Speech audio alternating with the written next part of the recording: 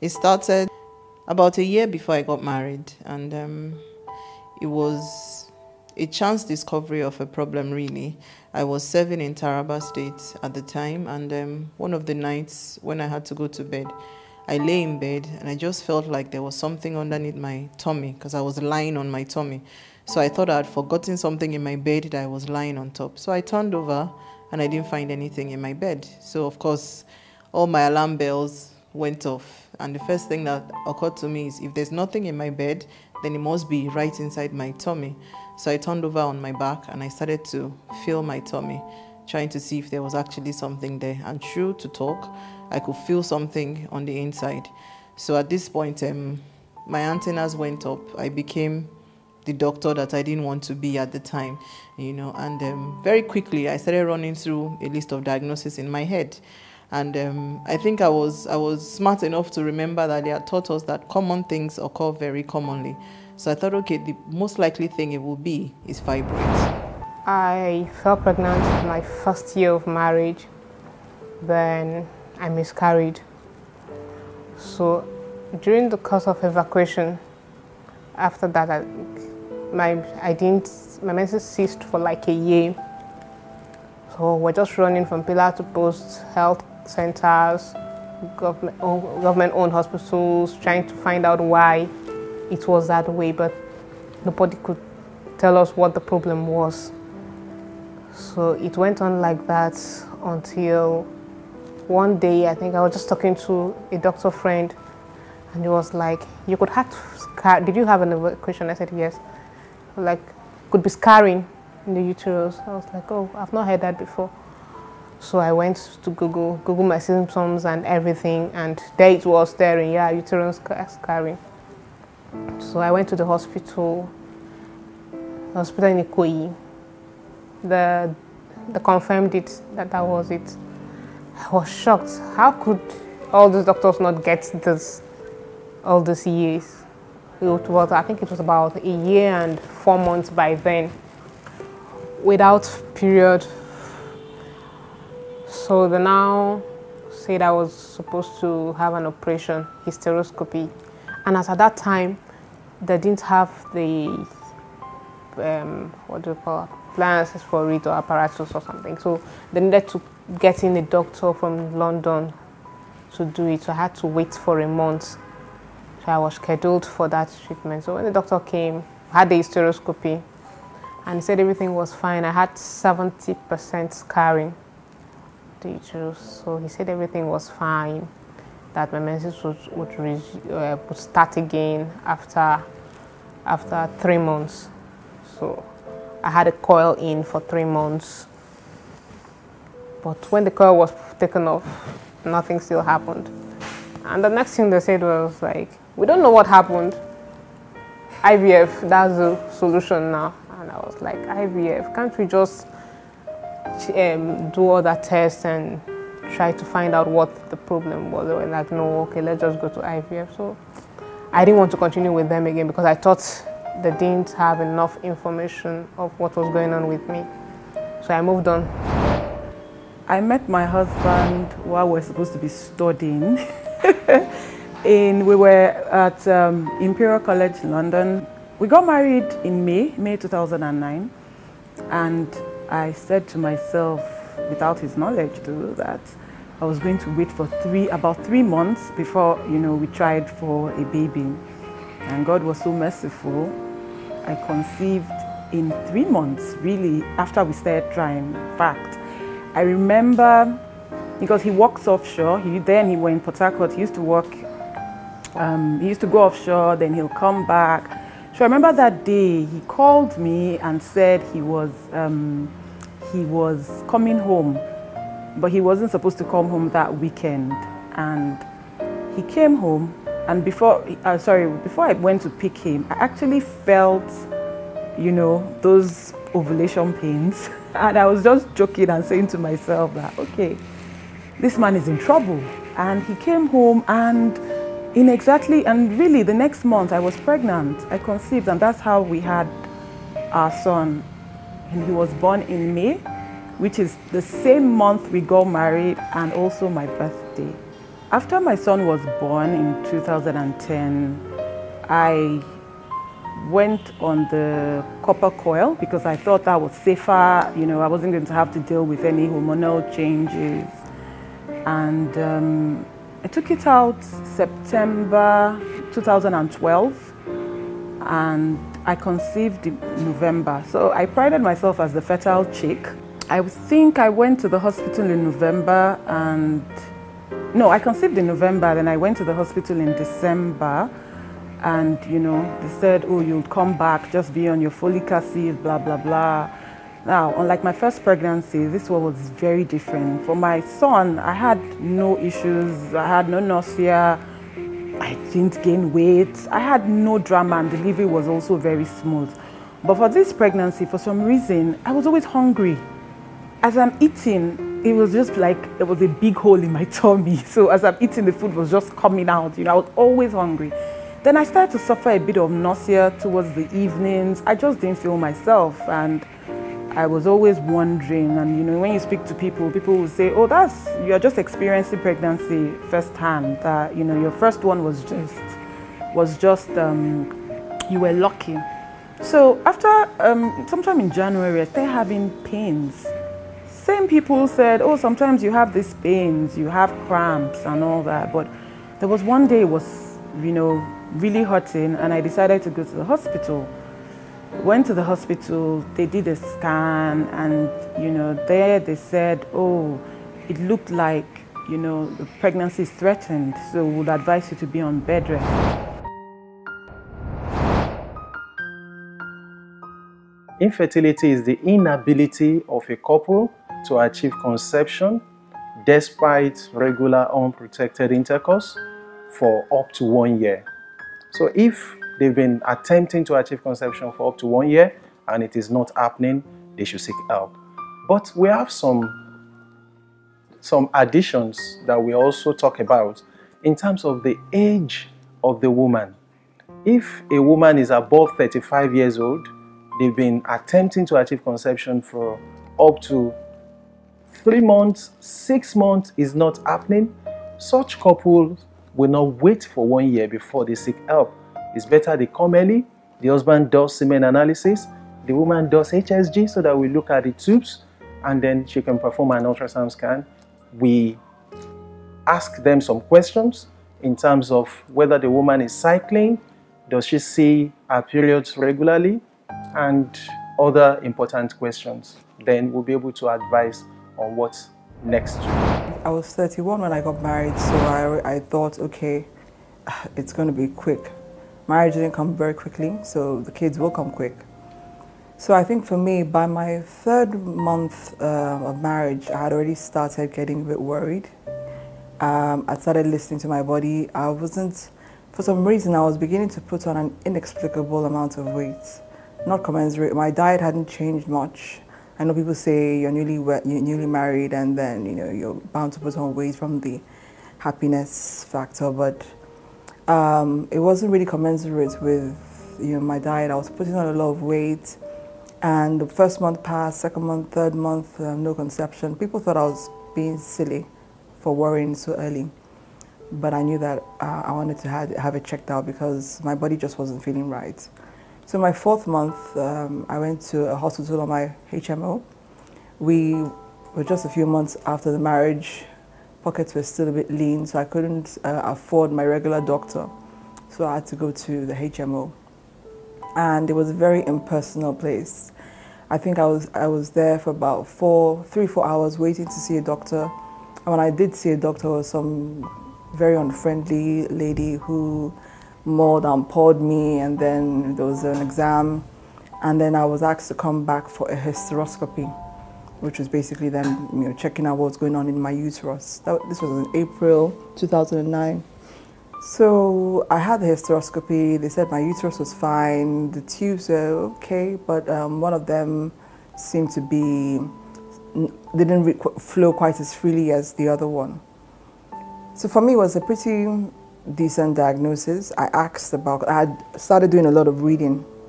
I read about PCOS and I asked them, but they told me, no, your hormones are fine, everything is fine, nothing is.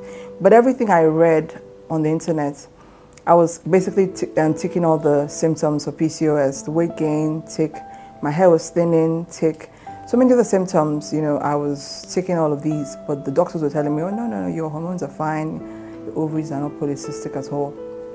So I stuck it out with this hospital for the rest of the year because I didn't have a choice. I couldn't afford to go back to my regular doctor. And in all this while, I never did see the medical director of the hospital, you know. It was always, and I never did see the same doctor twice. You see this doctor, you come back and there's another doctor, so there was no real follow-up or follow-through. But then I insisted I wanted to see the medical director, you know, because he was the name behind the hospital. He was the name behind the clinic. So I was booked in on a Saturday morning to see him. And it was the worst experience of my life. I felt like I'd been on a conveyor belt system. I don't think he even looked me in the eye once. He just read through my case notes, mumbled a bit and told me, all he told me was, come back with your husband. That was all he told me. So I mentioned it to my husband, and because my husband he did not understand why we had been married less than a year, why was I fussing? So we went on vacation because he thought that would basically make me calm down. We went on vacation, we came back. And then after coming back from vacation, one of our former neighbors then told me how, she also had a delay. But then she met a lady who does this herbal concoction, and she drank it and immediately she got pregnant. And you know, for somebody in that space, when you hear something like that, where, please take me there. And she gave me the lady's address, because at the time she was even pregnant with her second baby, so I was, this thing has got to work. If somebody who had a delay before, now pregnant with number two, please give me her number, give me her details. When she gave me the description of the place, it was some market in Mushin. Believe you me when I say that, I've driven past that place and I don't think I can, that market is still there. I don't know if it's me being superstitious, but it's almost like the place has disappeared. Some very, very little tiny markets in one nook of Mushin. And I walked in there, and as I was walking down the market's corridor, whatever, I felt like I was in a scene from Tales by Moonlight. Calabashes everywhere. It was the most spooky thing ever. So the lady, she asked me a few questions. I told her about the diagnosis I had about, okay, one of my tubes was not really as patent as the other, but every other thing was fine.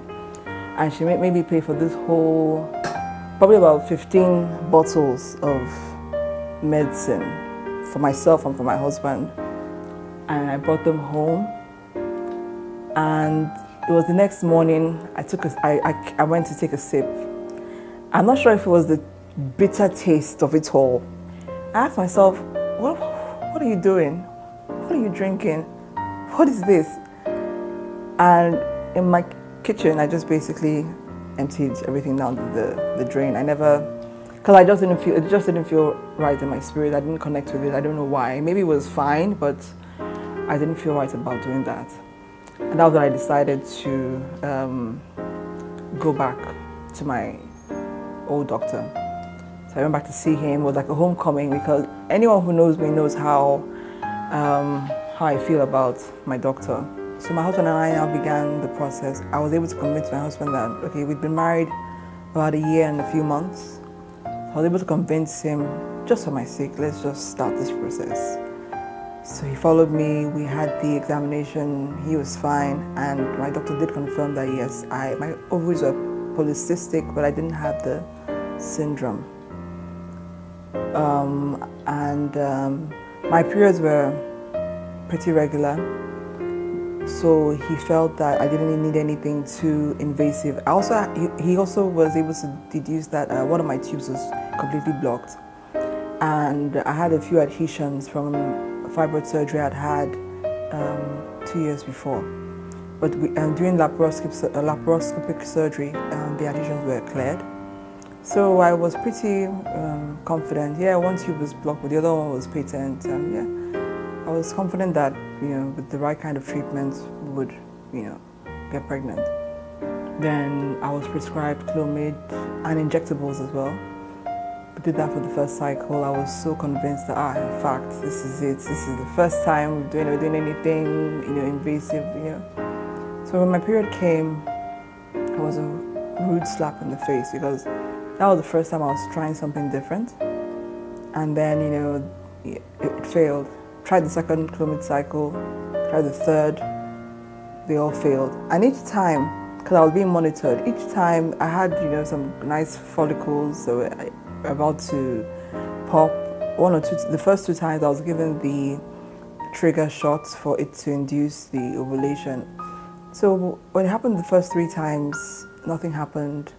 My doctor wanted me to go on a break. He wanted me to just rest. He said, look, you've been married for less than 2 years, just rest out. He felt I was too young. I didn't think I was that young. I was approaching 33. I didn't think I was that young. So I was a bit irritated. I was impatient. I thought he was not moving fast enough for me. So I went on holiday, came back, and I said, you know what, it was while I was on holiday, I decided I'm going to take this to the next step. I'm going to try IVF. I met my husband on a plane. Coming back from Ghana, he was sitting beside me. And we had a delay of about 2 hours while we were in the plane. And we spent the 2 hours talking, and we spoke throughout. And I think God deliberately delayed the flight. They said we were about to take off, and they said something was wrong with the plane. And so we spent 2 hours on the plane talking. To be honest, I didn't think of anything, but I think he did. And he was already plotting. I know he would kill me for this, but hey, he was already plotting how he was going to ask me out, even though we were on the plane. And so when we got down, I just gave him my number and I walked off. A week later, I got a call that, oh, would you like to go out for dinner or lunch?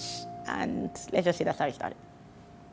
We started trying January 2013, officially. And it's been a long ride, you know, because, hey, I had a child before from a prior relationship, so I just figured it was just going to be like that. And so initially, all I did was, vitamins and all. And then he started stretching and stretching and stretching. And I was like, okay, it looks like there's something wrong. And I was like, no, there's nothing wrong. You guys will be okay, there's nothing wrong. And then by the time it was a year, I started self-medicating on a lot of stuff. It still didn't work. So like almost a year and a half later, we decided to, okay, let's just go get tested and see what's going on. That was 2014. So we went and got tested and said, oh, we're fine. I said, oh, thank God. We're fine, your husband is fine, both of you are fine. I'm like, okay, so to just keep on trying, or do you want to try treatments and all? At that time I was like, look, let's just keep our monitor. They said there's nothing wrong, so let's just rock. But another year went by, and by this time my husband was like, you know what, let's just get treated. Let's just get something done. But you know, you can't treat what they made, there's nothing. So we decided, okay, let's just do IVF. That was May 2015.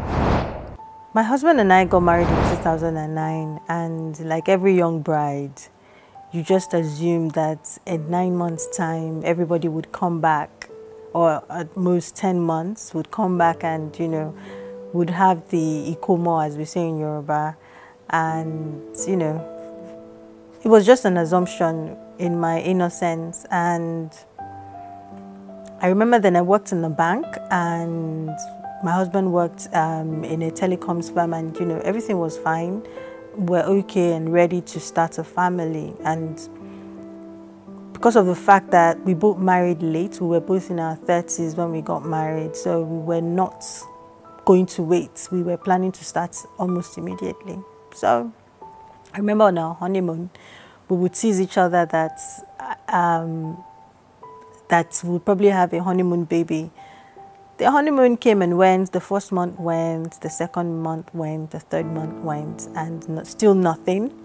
And that was when I started getting nervous. I remember going to one of the hospitals on the island to have my first scan ever. And prior to that, I'd never had anything that invasive. So the doctor gave me the first shocker, told me that I had fibroids, and in the world of fibroids, that it measured a 3-month-old baby, and I didn't even understand what he was talking about. So I went home, told my husband. The doctor said I have fibroid. Maybe that's what is delaying us, and maybe I need to do, an operation. So I went to another doctor for a second opinion. The doctor said we were both young. We're not too. We shouldn't be too anxious. Have fun whilst we wait. So we went on again for another 3 months. Nothing happened.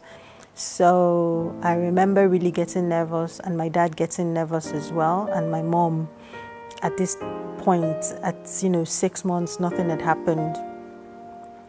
And so I went on to another hospital, did another test, the same thing. There's nothing wrong. We can't see anything wrong with the both of you. Yes, you do have fibroid, but it's not that major that it would stop or delay anything. So we went on, living our lives, but at the back of my mind, it was still something that stole my joy. And it's funny, when I see women that are waiting, you kind of recognize it in their eyes, because it's like a missing light. The person may not know, but because you've been waiting and you've been through that journey, it's something you can pick up. It's just something missing, some joy missing. So we went on. 1 year went past and still nothing, and that was when I started panicking. So I went back to the doctors and went back again on the fibroid situation, that could it be what was causing the delay, and they still were, no, we don't think so, but if you want us to begin to investigate, we can start to investigate. So the first test they asked me to do was an HSG. That's the test that checks your tubes to see whether everything is open.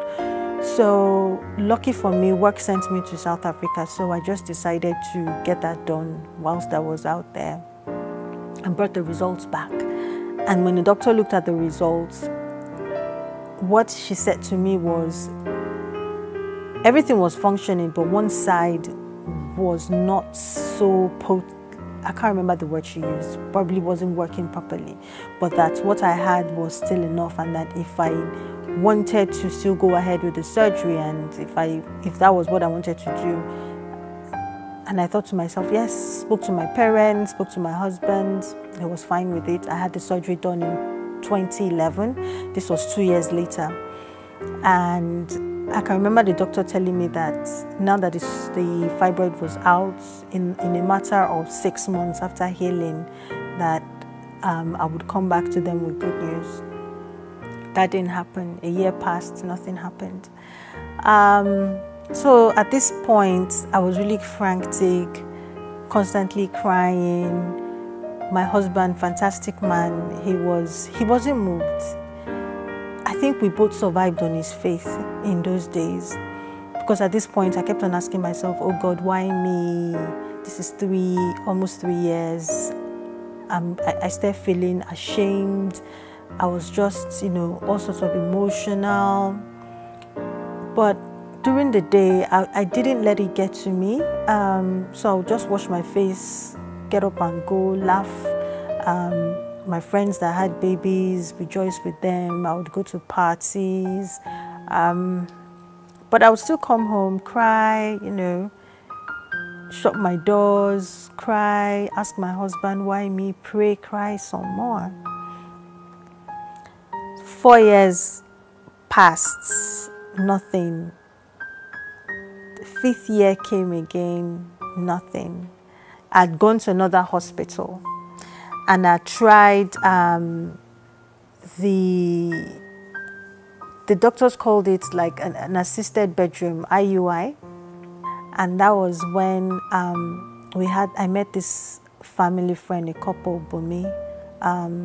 Fantastic friend, she just took me on a journey as well. And what she said was she had a doctor on the island that she could introduce me to, and that the doctor was fantastic. I wouldn't mention the hospital, somewhere in Lekki. I think the only thing that a couple can do is to embrace a healthy lifestyle. In terms of, if you are overweight, you lose weight. Exercise is good. Watch what you eat. A healthy, balanced diet, and avoid alcohol and tobacco. Alcohol in moderation, tobacco not at all, and of course social drugs to be totally avoided. And then for a woman, once she has decided that she wants to begin the route to conception, she should start taking folic acid. Folic acid 3 months before conception has been shown to reduce the chances of certain kinds of miscarriages. I got married in 2011, in April 2011 to be precise. And then, as with many women, you know, the expectation was when you get married, just a few months along the line, you're expected to, you know, become pregnant and begin to start a family, and that was the plan, you know, from get-go. But a year after I got married, you know, we no sign of conception, no children, no pregnancy. I wasn't really alarmed a year after because I felt we still had some time, you know, we're young. But I was advised by, you know, family, some friends to really just go for a routine checkup and see if there's any problem. So I contacted a gynecologist in Abuja where I stay, and he advised me to run some hormonal tests to just get a sense of, you know, what was really going on and if anything was wrong. And then we ran some tests. I first of all I saw the gynecologist and I ran some tests, and the test results came out and the doctor said I had PCOS. And I was, what's PCOS? I've never heard of PCOS before. I was wondering, what is PCOS? You know, and then he explained to me about that it was a hormonal abnormality and it could make getting pregnant difficult. I was taken aback because, you know, I never expected this. No sign. You know, I had regular periods and all, no sign at all, and I was really taken aback. So, but my doctor advised me that it was not something to be alarmed at, that there were treatments for it and everything. So I was put on different treatments to balance my hormones, put on Clomid, and I was really expectant. I was, you know, this is one of those things and it would pass. But 1 year, 2 years, 3 years, and nothing. And then I began to get worried. So I went to see another doctor. This time I went with my husband, and we ran tests together, and, you know, still the same diagnosis. So a friend of mine, no, my cousin, then told me, as at the 4th year of marriage, that would I want to, you know, try IVF, assisted IVF first of all, or IUI. And I did my research, but I wasn't quite ready then. For some reason, I wasn't really there yet to contemplate IVF. Now, when all that was happening, I started having these really painful cramps. And then, so I went back to my gynae and did some tests, and my gynecologist told me that I had fibroids. That also took me back. I was like, what? I'm dealing with PCOS, I'm dealing with infertility, and now I have problems with fibroid. This was just too much for me, you know. So I asked him, so what do we do now? He looked at the size, did some tests, and said I would need to remove, you know, to do an operation to get rid of the fibroids. And after that encounter with that doctor, I actually just ran away and I said, no more doctors. I don't want to hear anything again. This is just too much. And I don't want to say I was in denial, but I just put that information in a box, studied away. I wasn't just prepared, you know. I just said, let me just continue living with these cramps, taking painkillers, you know. But I wasn't just ready at all. For my fertility journey, I think I have to actually go back to how I was growing up. I was the kind that fantasized, like I fantasized about getting married, having children, like I think that's really all I wanted. Everything else was just like by the side, but I wanted a family and I was actively seeking that. So when everybody was out, you know, chasing everything that is anything, I was busy looking for that one person that I could settle down with, even from a young age. Like I was so early. It was so early when I started looking out for you know, that man that would complete me. And I found him when I think I was 20. I was 20 and he was 22. We were on the same page in terms of what we wanted. I was actually a goody two-shoes, so I hadn't really done much. Like I really knew what I wanted, so I saved myself in every way you can think of, you know, to be able to be that person, that homemaker, make sure that I have no problems conceiving. I actually thought it was kind of like in my hands, like if you act or you are in a certain way, then things will happen the right way. So that's more or less how I was. I remember my husband and I even arguing about how many children we wanted. I said I wanted 4 children. He was like he wanted 5 children, and we had such a huge argument about it. Like it was, you know, looking at it now, I'm like, wow, really? But those were the kind of things that I was thinking of then, you know, big family and all of that. And I think I actually started my journey really early in marriage. I was 25 when I got married, and I thought everything worked out in a certain way. Like you get married, next second, like I started trying immediately, like I didn't waste any time. And when I found out that I would have a fertility journey, in quotes, I think that was one of the most painful things to hear, that I had to go through IVF to be able to have children. My journey, my foray into the fertility started pretty much with my aunties. I had 2 aunties that were trying to conceive, that I've been trying to conceive all my life. I've known them all my life and they've been trying to have babies. And then one of them proceeded in her journey. She had fibrosis. She was diagnosed with fibrosis and she had to undergo multiple surgeries. The final of which was the removal of her womb. What's it pronounced again? Hysterectomy. She had to have a womb taken off because the growth kept coming back, and each time it was painful. Each time was painful than the last. It was painful to watch. Is that I will dwell in you.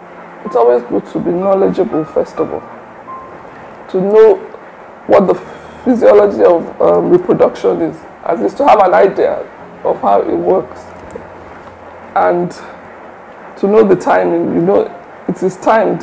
A woman ovulates at a particular time in the month. Some people, you'll be surprised, don't have a clue about such things. Nowadays, there are things you can use to check ovulation kits and then time it and have intercourse.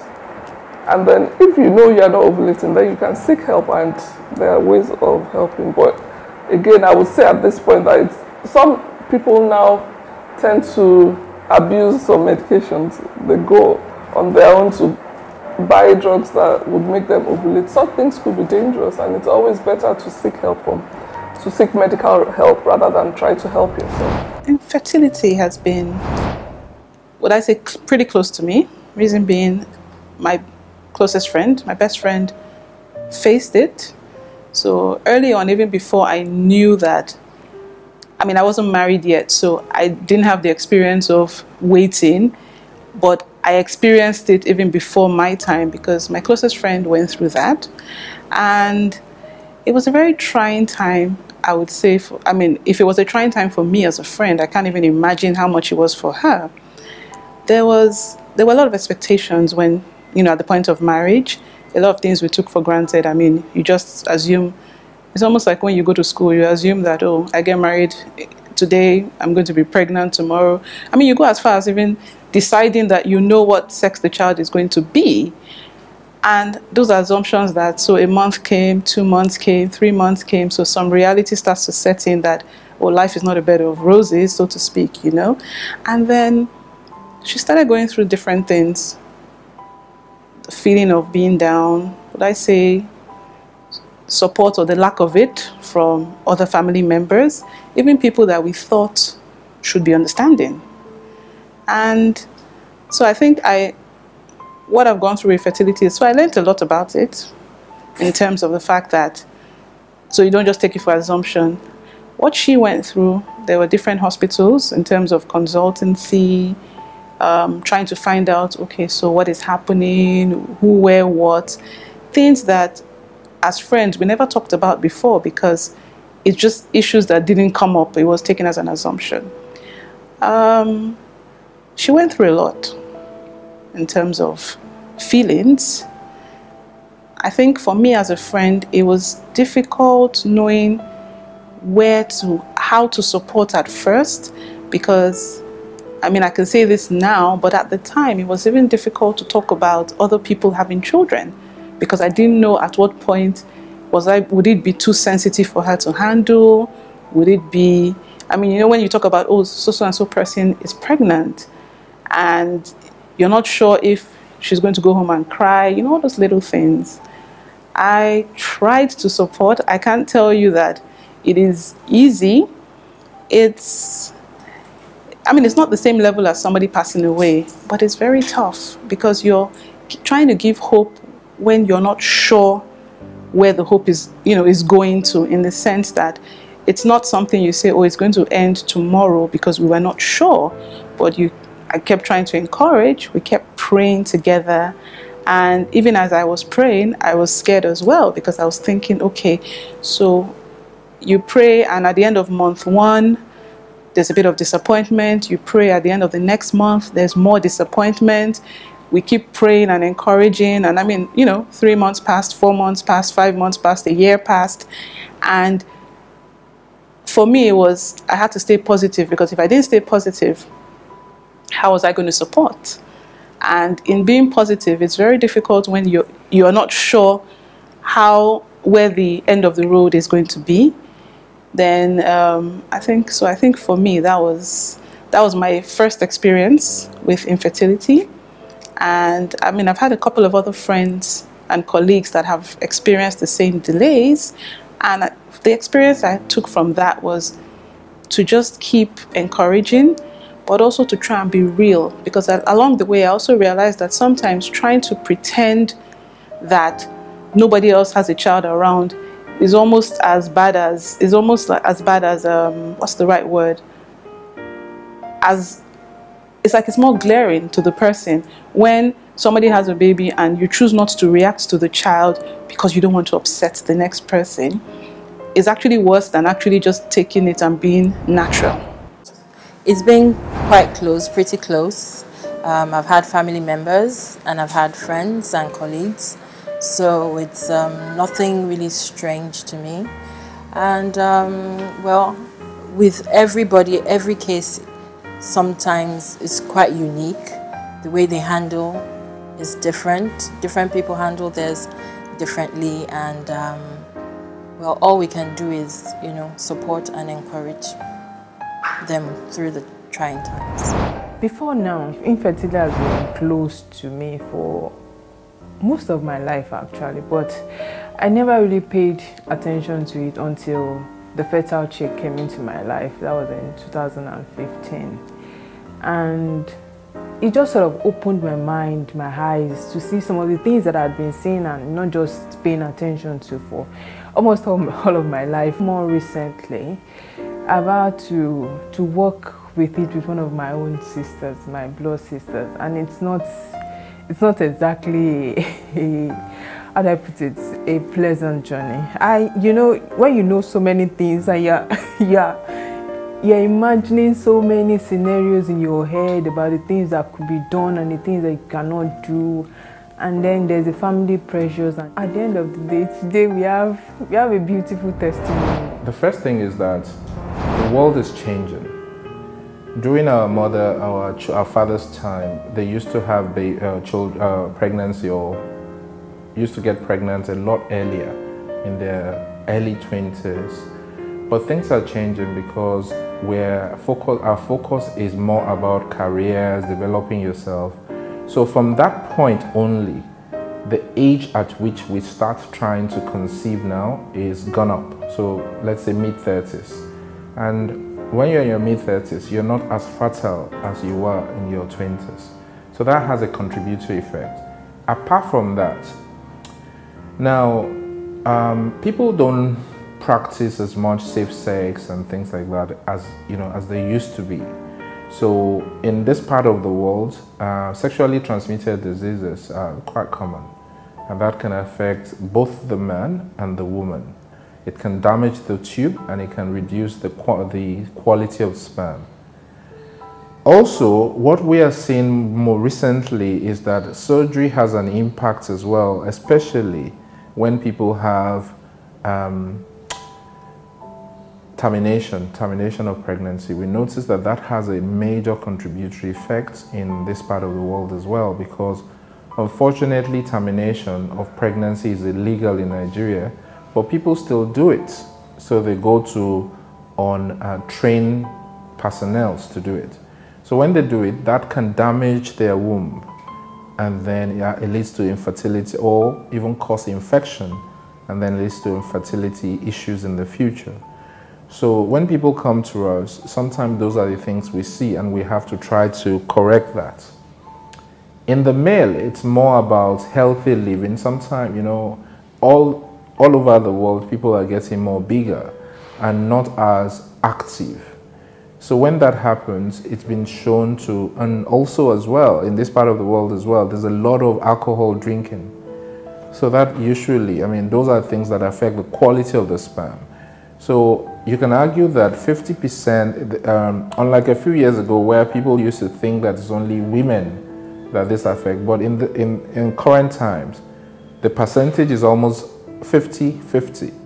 So if you're investigating couples for fertility issues, you'll see that 50% of the time is the male that is responsible, rather than how people think that it's all women. Starting the IVF process in actuality and not theoretically was a different thing. When I had to go through the tutorial for the injections, that was when, the penny really dropped that, okay, this is what I'm about to sign up, this is what I'm signing up for. We did the first IVF, and somewhere towards the end of it, I was given an injection that was supposed to help me release the eggs so that the eggs can then be collected, and I reacted badly to that injection. The most traumatic part was the injection. I had the phobia for injections before my first cycle. So for every single time I saw a needle, I just looked straight ahead of me.